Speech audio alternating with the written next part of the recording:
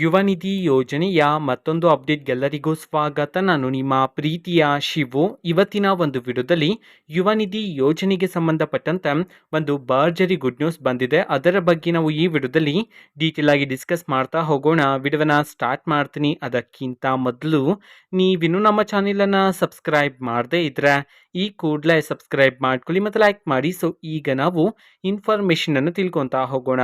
ಯುವ ನಿಧಿ ಯೋಜನೆಯ ಅಕ್ಟೋಬರ್ ಹಣಕ್ಕೆ ಸಂಬಂಧಪಟ್ಟಂತೆ ಈಗ ಭರ್ಜರಿ ಗುಡ್ ನ್ಯೂಸ್ ಅನ್ನ ತಿಳಿಸಿರ್ತಕ್ಕಂಥದ್ದು. ಸೊ ಅದರ ಬಗ್ಗೆ ನಾವು ತಿಳ್ಕೊಳೋದಾದ್ರೆ, ಈಗಾಗಲೇ ಕೆಲವು ವಿದ್ಯಾರ್ಥಿಗಳು ಅಕ್ಟೋಬರ್ ಹಣವನ್ನ ರಿಸೀವ್ ಮಾಡ್ಕೊಂಡಿದ್ರಿ. ಬಟ್ ಇವತ್ತು ಅಂತಂದ್ರೆ ದಿನಾಂಕ 25/11/2024 ಇವತ್ತು 40-50% ವಿದ್ಯಾರ್ಥಿಗಳಾದ್ರೆ ಅಕ್ಟೋಬರ್ ಹಣವನ್ನ ರಿಸೀವ್ ಮಾಡ್ಕೊಂಡಿದ್ರು ಅಂತ ಹೇಳಿ ಈಗ ಮಾಹಿತಿಯನ್ನು ತಿಳಿಸಿರ್ತಕ್ಕಂಥದ್ದು.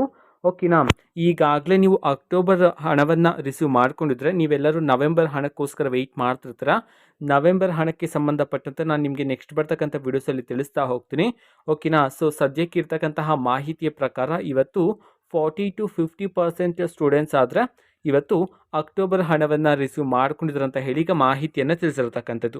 ಓಕೆನಾ, ನಿಮ್ಗೆ ಇನ್ನೂ ಸಹ ಅಕ್ಟೋಬರ್ ಹಣ ಬಂದಿಲ್ಲ ಅಂತಂದರೆ ಟೆನ್ಷನ್ ಮಾಡ್ಕೋಬೇಡಿ. ಇನ್ನು ಕೆಲವೇ ದಿನಗಳಲ್ಲಿ ಸರ್ಕಾರದ ಕಡೆಯಿಂದ ನಿಮಗೆ ಯುವ ನಿಧಿ ಹಣವನ್ನು ಬಿಡುಗಡೆ ಮಾಡ್ತಾರೆ ಅಂತ ಹೇಳಿ ಈಗ ಮಾಹಿತಿಯನ್ನು ತಿಳಿಸಿರ್ತಕ್ಕಂಥದ್ದು.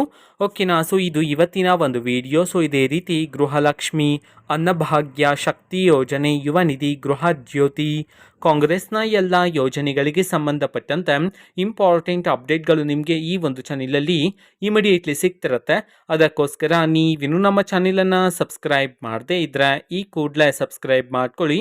ಸಬ್ಸ್ಕ್ರೈಬ್ ಮಾಡೋದ್ರ ಮುಖಾಂತರ ನಾನು ಯಾವುದೇ ವಿಡಿಯೋ ಹಾಕಿದ ತಕ್ಷಣ ನಿಮಗೆ ನೋಟಿಫಿಕೇಶನ್ ಸಿಗುತ್ತೆ.